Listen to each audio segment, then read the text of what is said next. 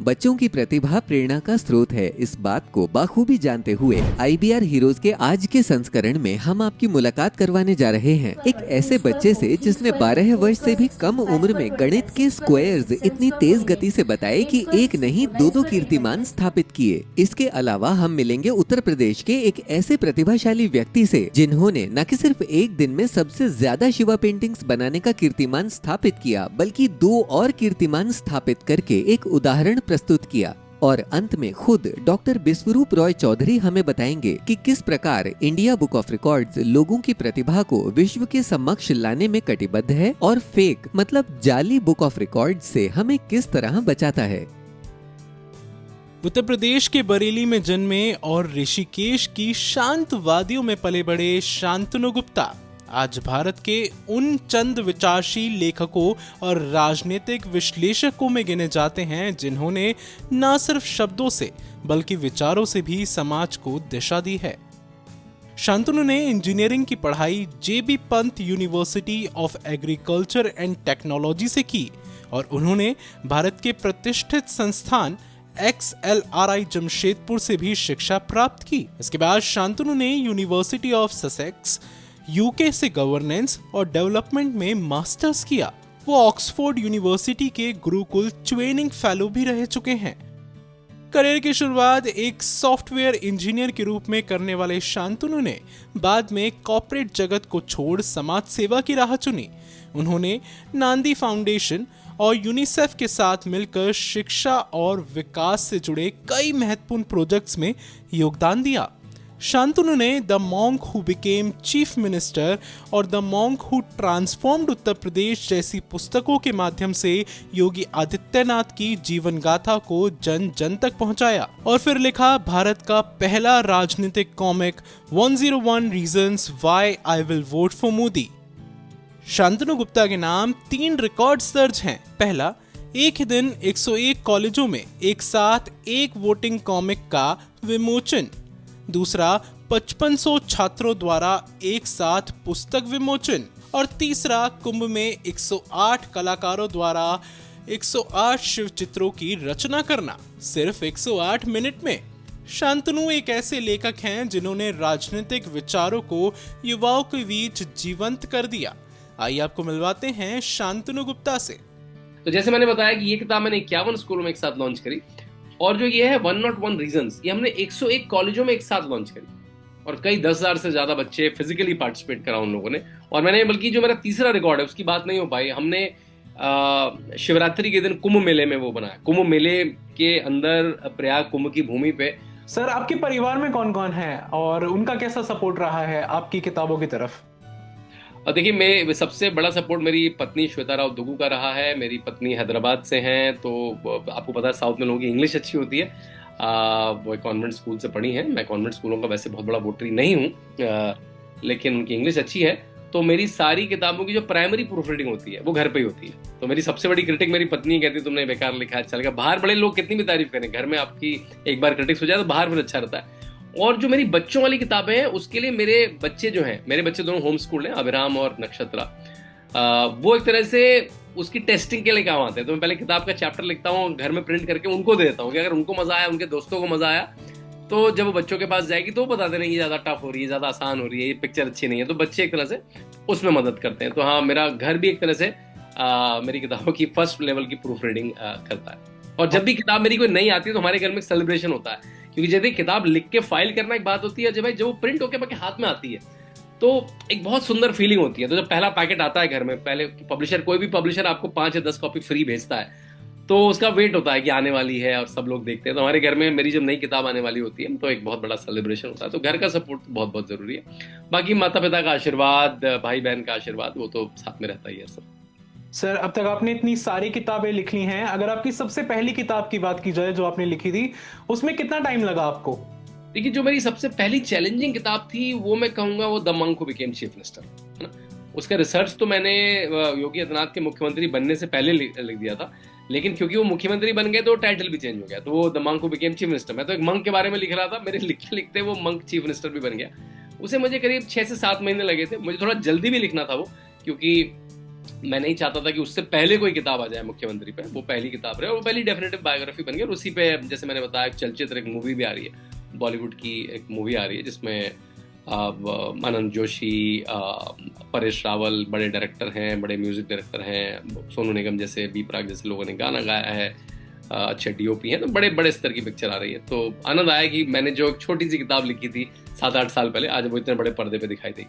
जी sir, ये आपकी जो फिल्म आने वाली है ये सिनेमा घरों में आएगी या फिर ओटीटी प्लेटफॉर्म ये पर? सिनेमा घरों पे आएगी पहले, बिल्कुल 1 अगस्त को ये सारे सिनेमा घरों पर दिखेगी आपको, भारतवर्ष में और देश विदेश में भी। और उसके बाद जैसे कोई भी पिक्चर कुछ समय बाद ओटीटी पे आती है तो फिर वो ओटीटी पे भी आएगी। बहुत बहुत बढ़िया सर, कॉन्ग्रेचुलेशंस आपको, इसके लिए ढेर सारी शुभकामनाएं इंडिया बुक ऑफ रिकॉर्ड्स की तरफ से। Thank you, thank you. Shantanu Gupta की यात्रा इस बात का प्रमाण है कि जब विचारों में दम हो तो शब्द भी आंदोलन बन जाते हैं। शांतनु अब तक 10 से अधिक किताबें लिख चुके हैं, जिनमें सबसे चर्चित रही है मुख्यमंत्री योगी आदित्यनाथ की जीवनी, एक नेता के रूपांतरण की कहानी, India's football dream, education policy in India और मन की बात जैसी प्रमुख कृतियां।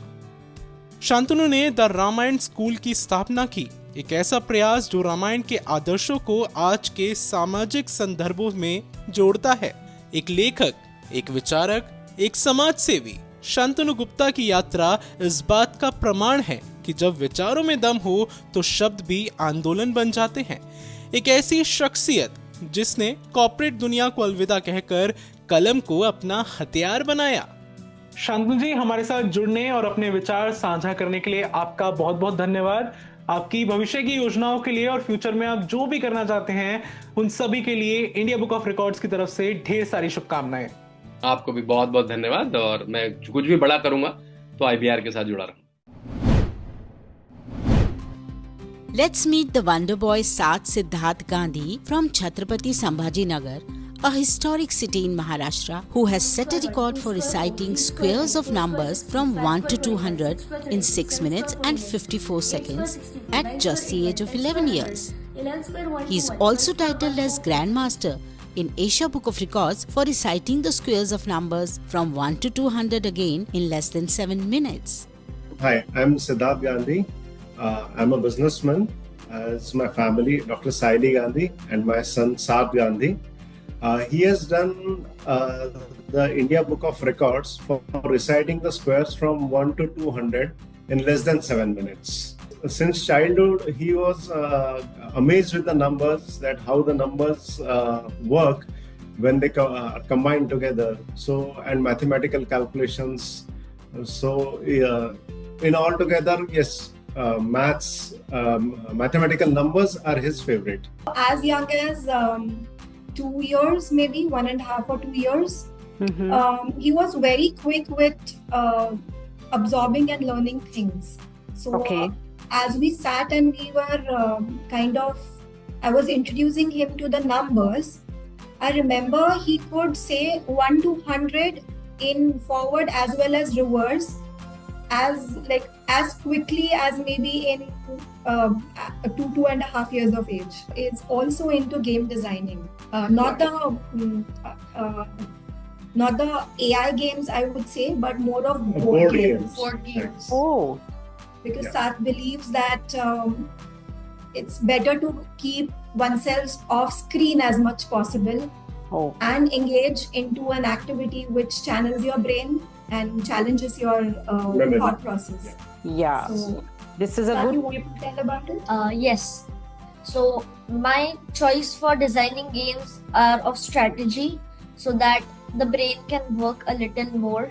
Finding maths like a poetry of logical ideas, Sat has a natural curiosity for numbers, prompting him to proceed towards learning their squares. His fascination for numbers and exponents has been growing stronger with time for Sat, a student of grade 6 at Wokhart Global School, Sambhajinagar. I go to Wokhart Global School and I am in 6th grade MYP1. Okay. And where is your school? My school is in Shendra MIDC, Chhatrapati Sambhajinagar, Maharashtra. Okay. What are you going to be when you grow up? Oh, I may be a mythologist, or I could do things with numbers, but as my mom and dad say, sky's the limit. Sath seems to have taken after his successful businessman father Siddharth's inclination towards maths and calculations. His mother, Dr. Sayali, a dentist by profession, has always been supporting Sath, who enjoys participating in various activities besides showcasing his wonderful talent with numbers. Brilliant at studies, a good speaker, good at sports, enjoying trekking and exploring historical and mythological stories, Sath has also mastered the memory-based card tricks. A curious and a bright child from childhood, Sath could solve a Rubik's Cube in 2 minutes, even at the age of 5.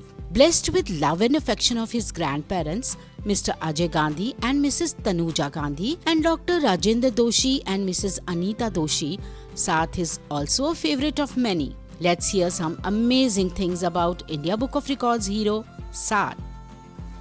सार्थ गांधी को मैं थोड़े ही महीनों से जानती हूँ, लेकिन उस बच्चे का क्या कहना।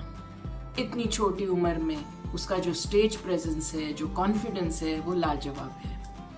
उससे भी अच्छा उसकी मेमोरी देख के तो हम चौंक गए। इतनी छोटी उम्र में इतनी अच्छी मेमोरी मैंने तो कभी सोचा भी नहीं कि ऐसे भी कुछ हो सकता है, इसीलिए तो वो टाइटल होल्डर है। Hey everyone, this is Swasti Kasliwal from NYP2. And oh, Sarth, your talent is unbelievable. I am sure every student and every teacher in the school is very proud of you. Hi, I am Rajiv Dandekar. Sarth Gandhi, a child prodigy, wizard, genius, and has a very photosharp memory. He is next Shakuntala Devi in making. Hi, this is Dr. Meeta Chitnis. It was truly a privilege to witness brilliance of Sarth Siddharth Gandhi. From identifying card positions to recognizing them by sound alone, Sarth isn't just fast with numbers, but he's a genius of perception and focus. I'm Dr. Nilesh Deshmukh. First and foremost, I would like to congratulate Sarth and his proud parents, Siddharth and Saili. I've known Sarth since childhood and he's always been a very curious and a studious person. And also the feat which he achieved by playing by memorizing the numbers and the squares of those numbers, and as well as playing with the cards was astonishing. I would like to congratulate Sarth and wish him all the best for his future endeavor. Vivacious and interactive Sath is passionate about mythology, numbers and their patterns.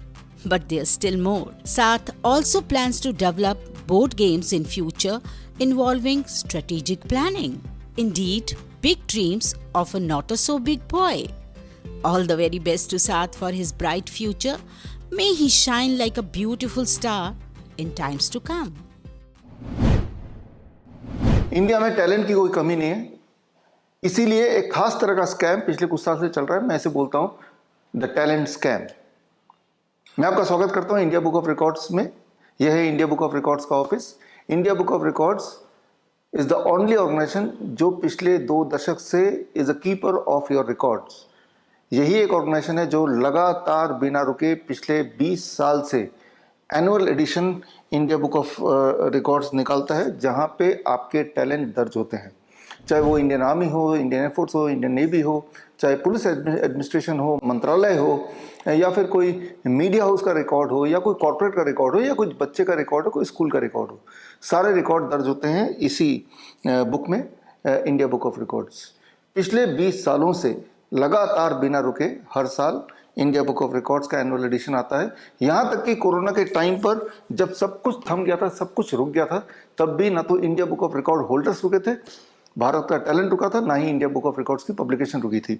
बल्कि ये 2021 की अगर publication देखें तो ये खासा मोटा है, और हर साल अगर आप गिनीज बुक की बात करें तो लगभग 800-700 रिकॉर्ड उसमें पब्लिश होते हैं, जबकि इंडिया बुक ऑफ रिकॉर्ड्स में उससे 10 गुना ज़्यादा, लगभग 8,000 से 10,000 रिकॉर्ड पब्लिश होते हैं। Truly India is a nation of talent, nation of records.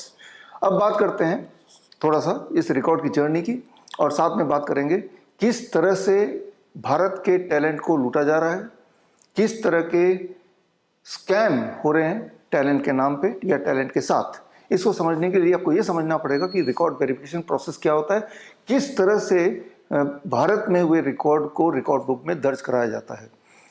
यहाँ आप देख रहे हैं ये इंडिया बुक ऑफ रिकॉर्ड का ऑफिस है। जब आप इंडिया बुक ऑफ रिकॉर्ड में अप्लाई करते हैं तो इसी ऑफिस में आपका रिकॉर्ड एप्लीकेशन आता है और हमारे इंडिया बुक ऑफ रिकॉर्ड में 100 से अधिक बहुत ही एक्सपीरियंस्ड टीम दिन रात मेहनत करती है और आपके वेरिफिकेशन प्रोसेस को पूरा करने के काम करती है और जो एविडेंसेस आप भेजते हैं उसे स्क्रूटनाइज करते हैं और हमारा जो एक बैंक है, बैंक ऑफ रिकॉर्ड्स, जो पिछले कई सालों में हमने इकट्ठा किया है उससे मैच करती है और ये इंश्योर करती है कि जो आपने काम किया वो रिकॉर्ड के काबिल है।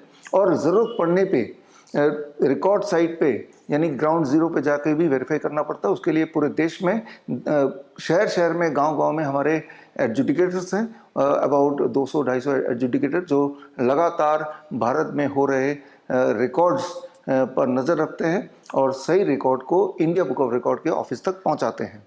सो फर्स्ट स्टेप आपका ये हमेशा ये रहता है कि आप इंडिया बुक ऑफ रिकॉर्ड्स की वेबसाइट में जाके indiabookofrecord.in में जाके अप्लाई करते हैं और अपने सारे सबूत भी उसमें अटैच करते हैं। हमारी वेरिफिकेशन टीम उसको वेरीफाई करती है, ज़रूरत पड़ने पे हमारी एडजुडिकेटर साइट पे जाती है और उसके बाद एक बार आपका रिकॉर्ड वेरीफाई हो जाता है और एक बार आप रिकॉर्ड होल्डर बन जाते हैं तो आपका सर्टिफिकेट बनता है जो यहाँ से इशू होता है और आपका रिकॉर्ड हमेशा के लिए सेफली रिकॉर्ड हो जाता है हमारे बहुत ही सोफिस्टिकेटेड सर्वर में, ताकि ये हमेशा यहाँ आपका रिकॉर्ड रजिस्टर्ड रहे और ये इतिहास का पार्ट बना रहे।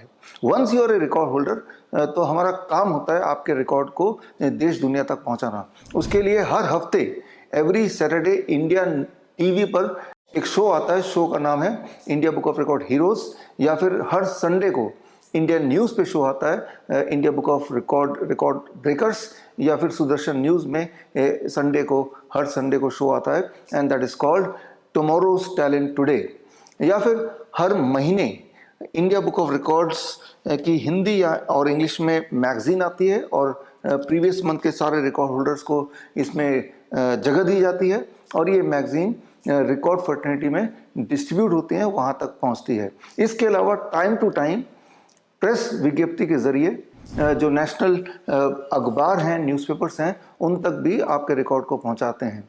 तो ये सारा प्रोसेस रिकॉर्ड का है और आप में से कुछ लोग, कुछ India book of record holder जो अपने आप को अपग्रेड करते हैं, जो इस लायक होते हैं कि वो Asia book of record holder कहलाए जाएं, तो पूरे दुनिया में कई सारे देशों में रिकॉर्ड बुक्स हैं और Vietnam book of record, Cambodia book of record, Ukraine book of record, Indonesia book of record, Nepal book of record, इन सब की एक कॉमन अम्ब्रेला बॉडी है जिसका नाम है world record union. World record union हर साल एक चीफ एडिटर को, एक बुक ऑफ रिकॉर्ड के चीफ एडिटर को एज ए प्रेसिडेंट चुनती है। इस साल 2025 के वर्ल्ड रिकॉर्ड यूनियन का प्रेसिडेंट मैं हूं, doctor Vishwaroop Rai Chowdhury, the chief editor of India book of records.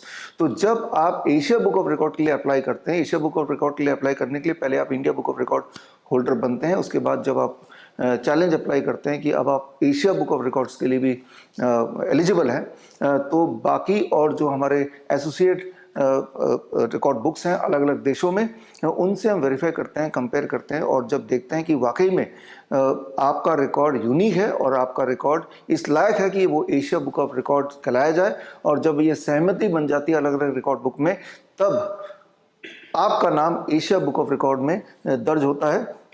और एशिया बुक ऑफ रिकॉर्ड के एनुअल एडिशन, ये 2025 का एनुअल एडिशन है, Asia book of record world king top records, इस बुक का आप हिस्सा बन जाते हैं and that way you become Asia book of records holder. यानी कि अब ये जो रिकॉर्ड होल्डर, हमारे बहुत सारे रिकॉर्ड होल्डर्स हैं जिनके रिकॉर्ड, खास तौर पे छोटे बच्चे जिनके नाम इंडिया बुक ऑफ रिकॉर्ड्स में आने के बाद उन्हें राष्ट्रपति के द्वारा भी पुरस्कार मिला है, and the basis is they became India book of record holder.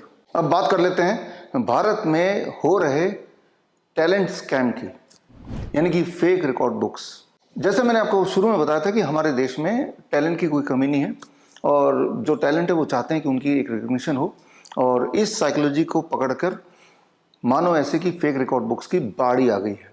मैं दो उदाहरण से समझाता हूँ। ये फेक रिकॉर्ड बुक एक के बाद खुलने लगी। अभी मुझे लगता है जितना हमने रिसर्च किया, करीब 150 फेक रिकॉर्ड बुक्स इस वक्त जब मैं वीडियो बना रहा हूँ आज की तारीख में पूरे देश में ऑपरेट हो रहे हैं, और इसमें नुकसान हो रहा है वो टैलेंटेड बच्चों का उन टैलेंटेड पेरेंट्स का, उन टैलेंटेड पोटेंशियल रिकॉर्ड होल्डर्स का जो फेक रिकॉर्ड बुक के जाल में फंस के अपना ना केवल पैसा भी कमाते हैं, बल्कि जब वो सर्टिफिकेट वो डिस्प्ले करते हैं अपने फेसबुक पे, अपने सोशल मीडिया पे या अपने बाकी जेन्युइन सर्टिफिकेट के साथ, तो ना केवल वो एक डिसरेस्पेक्ट होता है उनके खुद के टैलेंट का अनजाने में जो करते हैं, बल्कि अपने बाकी जेन्युइन जो उन्होंने सर्टिफिकेट हासिल किए हैं, चाहे वो स्कूल के हों, चाहे वो अपने डिग्री कॉलेज के हों, तो वो भी डिग्रेड होने लगता है उस एक फेक सर्टिफिकेट की वजह से। जो जिनको भी वो दिखाते हैं वो शक की नज़र से उस कैंडिडेट को, उस इंसान को देखने लगते हैं। तो थोड़ा आपको समझना होगा यहाँ पे, समझाने के लिए मैं 2 ही उदाहरण लूँगा। बात है 2017 की। हमें बहुत सारे इस तरह के कंप्लेन आने लगे कि एक कोई फेक रिकॉर्ड ऑर्गेनाइजेशन है, that is called global record and research foundation, और इस नाम से सुनने में लगेगा कि बहुत बड़ा कोई एक ऑर्गेनाइजेशन है और वहाँ से एक ऑथेंटिक सर्टिफिकेट मिल जाएगा और वो आपके करियर में कहीं ना कहीं काम आएगा, या फिर आपने एक टैलेंट है ये डिस्प्ले करने में काम आएगा। फिर हमने पड़ताल की, हमारे लीगल टीम ने पड़ताल की और पाया कि ये फेक रिकॉर्ड ऑर्गेनाइजेशन है। उसको चलाने वाले आदमी का नाम है मनमोहन रावत। ना केवल मनमोहन रावत को जेल हुई, बल्कि उसको लेके जितने पैसे उसने कमाए थे वो भी पुलिस ने जाके रिकवर किया। लेकिन अब मुझे सुनने में आया पिछले कुछ दिनों से दोबारा से ये रैकेट एक बार फिर से एक्टिव हो चुका है। ये तो बात है 2017 की। 2017 से लेकर अभी तक लगातार हम इस मुहिम में लगे हैं कि फेक रिकॉर्ड बुक्स को आइडेंटिफाई करना और उनको क्लोज कराना। अभी बात कल की है, 2-4 दिन पहले से हमारी लीगल टीम लगी हुई थी। एक और ऑर्गेनाइजेशन का नाम यहाँ पे बताना चाहूँगा, that is called elite book of records. आप में से बहुत सारे पोटेंशियल रिकॉर्ड होल्डर्स या बहुत सारे रिकॉर्ड होल्डर देमसेल्फ ने शायद ये नाम सुना हो, या शायद आपने यहाँ से भी सर्टिफिकेट मंगवाया हो 5,000 रुपये में। 5,000 रुपये दो और कोई भी सर्टिफिकेट बनवा लो। तो खैर, पुलिस कंप्लेंट के बाद एलिट बुक ऑफ रिकॉर्ड्स का वेबसाइट, उनका यूट्यूब, उनका फेसबुक, उनके सारे सोशल मीडिया पूरी तरह से बंद हो गए।